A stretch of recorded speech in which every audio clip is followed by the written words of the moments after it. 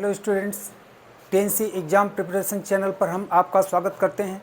आपके सामने है CHS 9th का इंग्लिश पेपर जो सन 2017 में आया था। इस पर हमको डिस्कस करना है। क्वेश्चन वन में मिस स्पेल्ट दिया है। मिस स्पेल्ट का मतलब दिए गए ऑप्शंस में किसी एक में स्पेलिंग की गलती होगी। इसमें करना क्या है, अगर एक गलती है तो 3 सही होगा, 3 सही अगर है तो उसकी मीनिंग होगी, यानी मीनिंगफुल अगर है तो सही है, अगर मीनिंगफुल नहीं है तो वो गलत है। ये इसका एक शॉर्टकट रास्ता है। देखिए, miss spelt, wrongly spelt. Luggage, luggage का मतलब होता है सामान। बैगेज, बैगेज का भी मतलब होता है सामान। सैवेज, सैवेज का मतलब होता है उपद्रवी। इन तीनों की मीनिंग है, इसकी मीनिंग नहीं है। ये मीनिंगफुल तब होता जब इसकी स्पेलिंग होती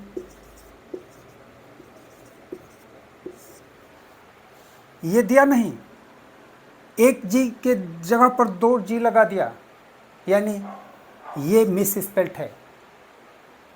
ऑप्शन 3 मिस स्पेल्ट है। Question number 2, he is like a snake in the grass. A snake in the grass के नीचे अंडरलाइन किया हुआ है। यह एडियम्स एंड फ्रेजेज में आते हैं। एडियम्स एंड फ्रेजेज से रिलेटेड यह है। इसकी मीनिंग क्या है? तो इसकी मीनिंग होती है छिपा हुआ दुश्मन, ए हिडन एनिमी। इसका ऑप्शन 4 सही है। Question number 3, the man was absorb his work. 4 option दिए गए हैं जो प्रीपोजिशंस हैं। इसमें कौन सा प्रीपोजिशन लगेगा? आदमी अपने काम में लग गया। में के लिए इन और इनटू दोनों होता है, यानी एट और विथ नहीं होगा। जब दोनों होता है तो इसमें एप्रोप्रिएट क्या होगा? इसका नियम है, जब कोई भी ऐसी चीज जिसमें स्थिरता हो, मूवमेंट न हो, तो इन लगता है, और जब मूवमेंट होता है तो इनटू लगता है। इसलिए यहाँ पर इनटू भी नहीं होगा, इन होगा। इसका ऑप्शन 3 सही है। Question number 4, do not touch this. ये इंपरेटिव सेंटेंस है और एक्टिव वॉइस का है। इसको पैसिव वॉइस में चेंज करना है। जब इंपरेटिव सेंटेंस को हम पैसिव वॉइस में चेंज करते हैं तो शुड बी या मस्ट बी का यूज किया जाता है, और चाहे हम शुड बी का यूज करें चाहे मस्ट बी का यूज करें, इसके साथ third form of the verb लगता है। यहां देखिए, शुड के साथ बी लगा ही नहीं, वैसे भी third form of the verb नहीं है। जब पैसिव वॉइस में third form of the verb नहीं होगा तो पैसिव वॉइस का वो बन ही नहीं सकता है, ये नहीं होगा। पैसिव वॉइस में डू नॉट, डज नॉट का कोई कॉन्सेप्ट ही नहीं है, सेकेंड ऑप्शन नहीं होगा। थर्ड वाले में देखिए, ऑब्जेक्ट को सब्जेक्ट बनाया है, दिस, मस्ट बी लगा दिया, मस्ट बी लगा हुआ है। चूंकि निगेटिव सेंटेंस है इसलिए इन दोनों के बीच में नॉट लगा है, इसलिए ये सही है। और third form of the verb भी लगा हुआ है। इसका मतलब ऑप्शन 3 सही है।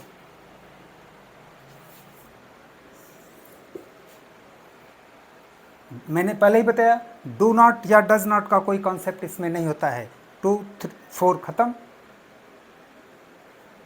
Question number 5, the word landmark means the same as, यानी लैंडमार्क की जो मीनिंग है उसी की मीनिंग का इस ऑप्शन में से कोई एक वर्ड होगा।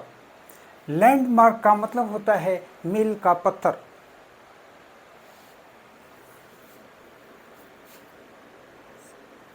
मार्कर मीन्स भी होता है मील का पत्थर, यानी लैंडमार्क और मार्कर ये दोनों एक दूसरे के सिनोनिम हैं, सेम इन मीनिंग है, इसलिए ऑप्शन 2 सही है। ठीक है, देखिए अरे एक्यूमुलेट, एक्स एग्रेट, आर्बिट्री, सेज, ये 4 ऑप्शन है। इसमें पूछ रहा है करेक्टली स्पेल्ड, कौन सा ऐसा ऑप्शन है जिसकी स्पेलिंग सही है। इसमें भी वही बात, दिए गए ऑप्शंस में से किसी एक वर्ड की मीनिंग होगी, वह मीनिंगफुल होगा, और जो मीनिंगफुल होगा वही करेक्टली स्पेल्ड है। एक्स एग्रेट, इसका मतलब होता है अतिशयोक्तिपूर्ण। अतिशयोक्तिपूर्ण का मतलब खूब बढ़ा चढ़ा करके कहना।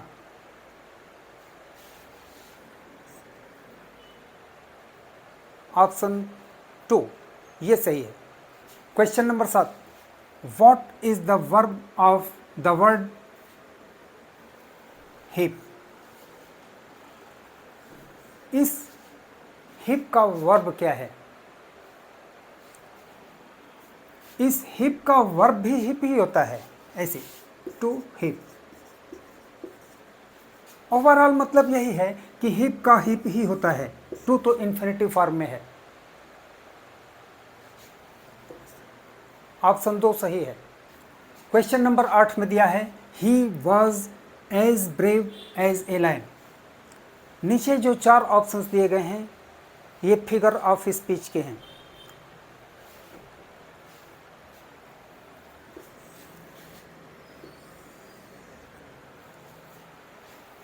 जब दो चीज़ों का एक दूसरे से हम कंपेयर करते हैं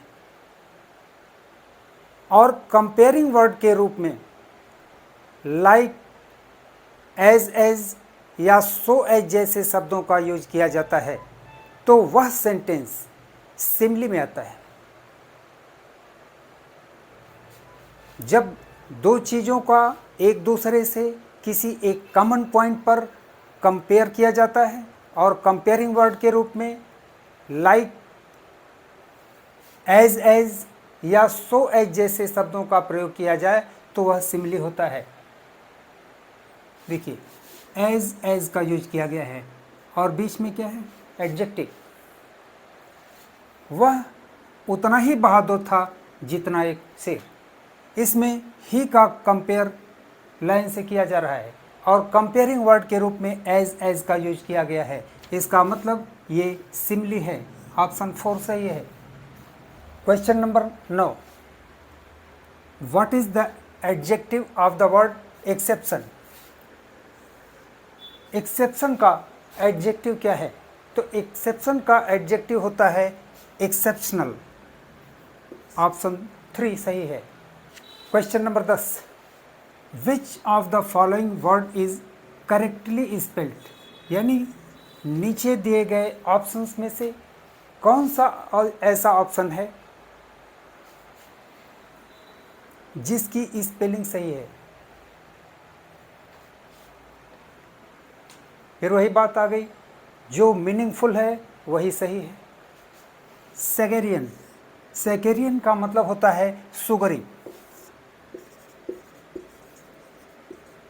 सुगरी का मतलब चीनी का, फुल ऑफ शुगर, ये मीनिंग है इसकी। इसका मतलब ऑप्शन 1 सही है। ये एक इडियम है, जैसा बोगे वैसा काटोगे। एज यू सो, जैसा तुम बोगे वैसा ही काटोगे। So you shall reap. Option 4 सही है।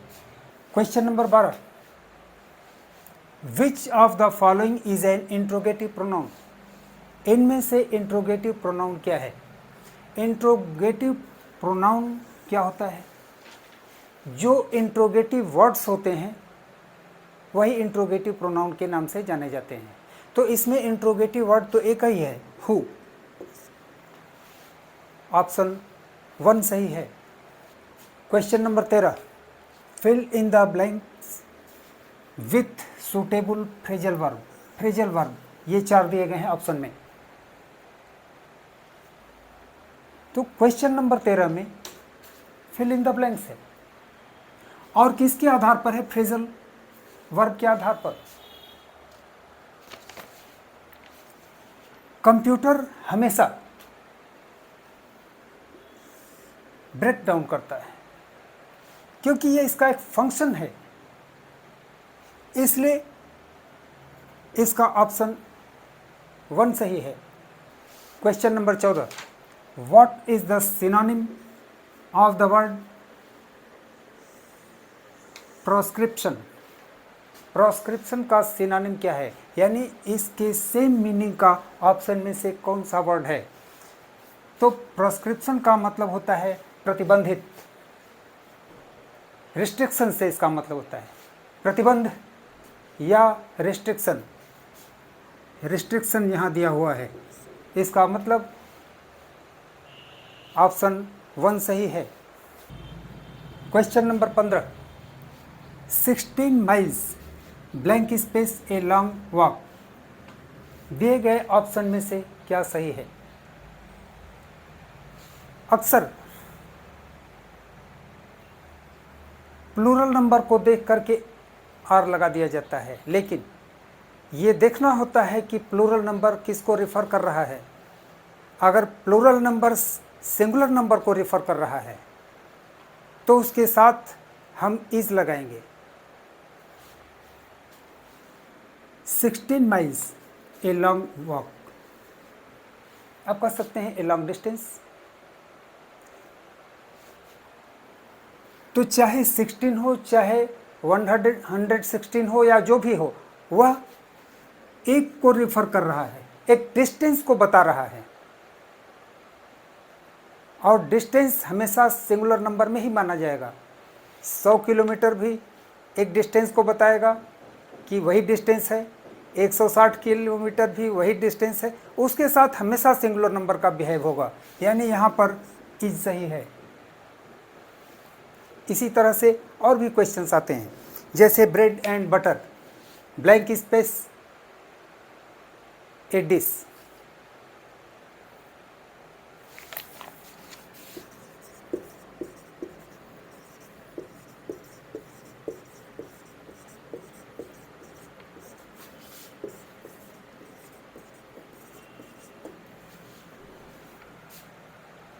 तो करते क्या हम लोग, सिंगुलर नंबर ये, सिंगुलर नंबर ये, एंड क्या काम करता है, प्लस का काम करता है, यानी 1 + 1 = प्लूरल नंबर। आर लगा देते हैं, नहीं, 1 + 1 यहाँ क्या बता रहा है, a dish, it also refers to singular number. इस केस में भी क्या होगा, इज। यही लॉजिक यहाँ पर है। ये दोनों मिल करके 10 आइटम हो तो भी, 100 आइटम हो तो भी, मिल करके एक ही डिश है। उसी तरह से 16 माइल्स एक ही डिस्टेंस है, इसलिए इज लगा है। तो इसका ऑप्शन 2 सही होगा। Question number 16, which of the following sentences is in present perfect continuous. Present perfect continuous tense में हेल्पिंग वर्ब के रूप में हैज़ बीन या हैव बीन का यूज किया जाता है। हैज़ बीन या हैव बीन के साथ ING form of the verb होता है। और समय 2 तरह का दिया होता है, एक निश्चित समय और दूसरा अनिश्चित समय। निश्चित समय के लिए सिंस और अनिश्चित समय के लिए फॉर का यूज किया जाता है। देखिए एम के साथ आईएनजी दिया है, ये सेंटेंस प्रेजेंट परफेक्ट कंटिन्यूअस का नहीं होगा। यहाँ वेयर के साथ आईएनजी दिया है, प्रेजेंट परफेक्ट कंटिन्यूअस नहीं होगा। शैल बी के साथ ING form of the verb दिया है, नहीं होगा। वी के साथ have been ING form of the verb दिया है, और निश्चित समय से पहले सिंस भी दिया है। ऑप्शन 4 सही होगा, क्योंकि यह प्रेजेंट परफेक्ट कॉन्टिन्यूअस टेंस से बिलोंग कर रहा है। Question number 17, which of the following is a declarative sentence. Declarative sentence को हम अफर्मेटिव सेंटेंस के नाम से भी जानते हैं। यहाँ देखिए मार्क ऑफ इंट्रोगेशन है, beginning of sentence helping verb है, ये तो इंट्रोगेटिव हुआ, ये नहीं होगा। First form of the verb पहले दिया हुआ है, first form of the verb से वाक्य की शुरुआत इंपरेटिव सेंटेंस में होती है, ये सेंटेंस इंपरेटिव का हुआ। जब क्वेश्चन वर्ड से वाक्य की शुरुआत हो और लास्ट में मार्क ऑफ एक्सक्लेमेशन हो तो ये एक्सक्लेमेटरी सेंटेंस होता है, ये भी नहीं हुआ। यू आर क्लेवर, ऑप्शन 1 सही है, क्योंकि option 1 you are clever declarative sentence में है। Question number 18, I have been studying in the school या blank space for the last 5 years। Have been के साथ ING form of the verb है, यानी यह सेंटेंस भी प्रेजेंट परफेक्ट कंटिन्यूअस टेंस से बिलोंग कर रहा है। बस यहाँ पर एक जो ब्लैंक स्पेस है, उस ब्लैंक स्पेस को आपको फिलअप करना है प्रीपोजिशन लगा करके। समय के लिए 2 ही आता है, या तो सिंस या तो फॉर। अबाउट और अराउंड खत्म हो गया। अभी हमने बताया अनिश्चित समय के लिए फॉर और निश्चित समय के लिए सिंस का यूज किया जाता है। 5 years तो अनिश्चित है, लेकिन यहाँ फॉर नहीं लगेगा। क्यों? क्योंकि जब किसी भी अनिश्चित समय के ठीक पहले लास्ट लगा दिया जाए, लास्ट, तो वह निश्चित मान लिया जाता है, तब उसके साथ फॉर का नहीं सिंस का यूज होता है। यहां हो जाएगा सिंस, ऑप्शन 1 सही है। देखिए, जब हम सिंगुलर नंबर को प्लूरल नंबर में चेंज करते हैं तो कुछ ऐसे वर्ड्स आते हैं जिसके लास्ट में स्पेलिंग ई एफ या एफ ई होता है।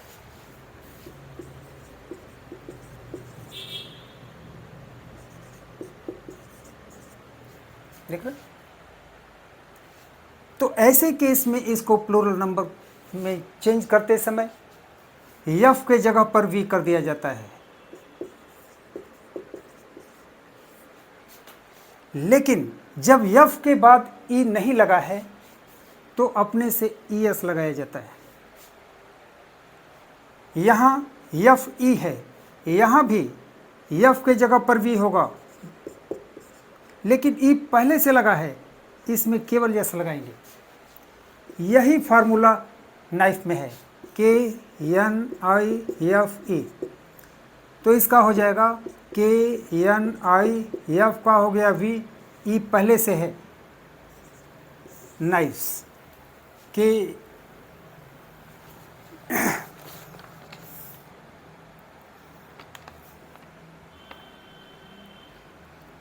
ये के एन आई वी ई एस, ऑप्शन 2 सही है। यहाँ द ए एन को देख करके लग रहा है कि आर्टिकल का यूज करना है।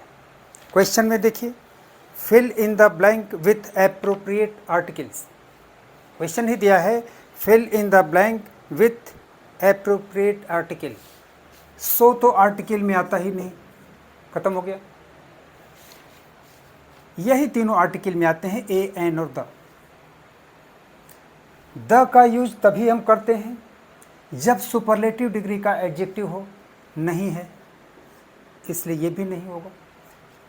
ए और एन का यूज हम सिंगुलर नंबर के लिए करते हैं,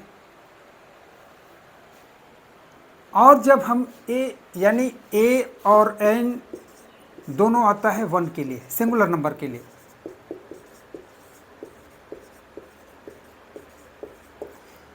जब दोनों सिंगुलर नंबर के लिए आता है, एक ही के लिए आता है, तो दो अलग अलग शब्द क्यों? क्योंकि इसका लॉजिक है, जब किसी ऐसे वर्ड के पहले हमें आर्टिकल का यूज करना हो जिसकी स्पेलिंग इंग्लिश के वावेल से शुरू है, यहाँ देखिए इंग्लिश का वावेल है, और उसका प्रोनाउंसिएशन हिंदी के वावेल से हो, हिंदी का वावेल यानी अ से लेकर के अ तक के किसी भी शब्द से हो, तो हम एन का यूज करते हैं। इसको हम पढ़ते हैं अनयूजुअल। अनयूजुअल यानी पहला वर्ड आया, ये हिंदी का वावेल है, ये इंग्लिश का वावेल है, ऐसे में हमको एन का यूज करना है, ए का नहीं। इसलिए क्वेश्चन नंबर 20 का ऑप्शन 3 सही है। Thank you for your kind cooperation.